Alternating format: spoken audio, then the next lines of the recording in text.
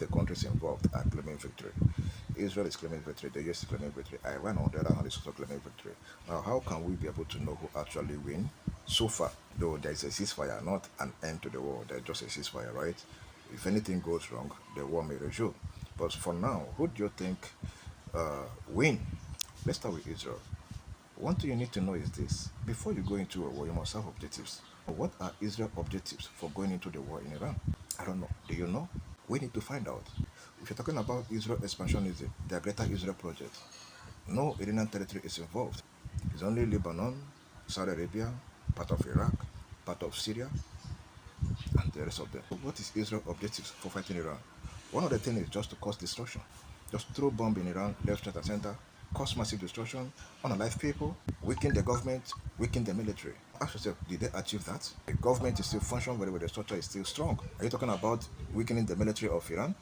The military are still strong. They are still fighting back. They are still shooting missiles and drones. Destructions in Iran. Yes, there's no how you fight and you won't suffer destruction. You won't suffer casualties. It must happen. It happened in Iran. It also happened in US bases in the region. It's also happened in Israel. Obviously, Israel did not achieve anything in this war. Nothing.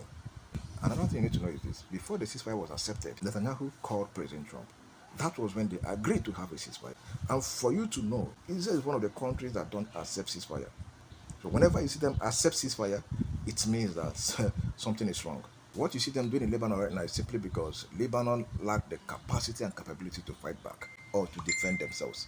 But they quickly, without hesitation, accepted the ceasefire with Iran. That is to tell you that their position is no longer stronger to face Iran. They were running short of air defense missiles. They were being hit harder as well.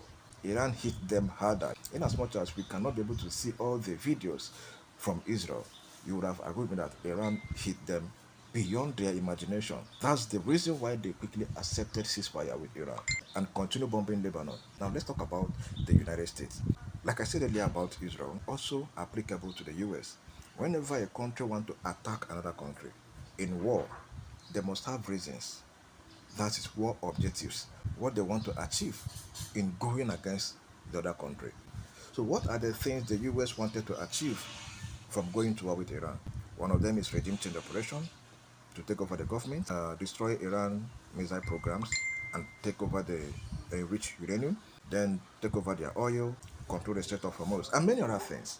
Now ask yourself, among all these things I mentioned and more, how many did the United States achieve? Did the US achieve any one? Tell me on the comment section. Now let's come to Iran. Iran didn't start this war. Iran was on negotiation process. Israel and the US bought this war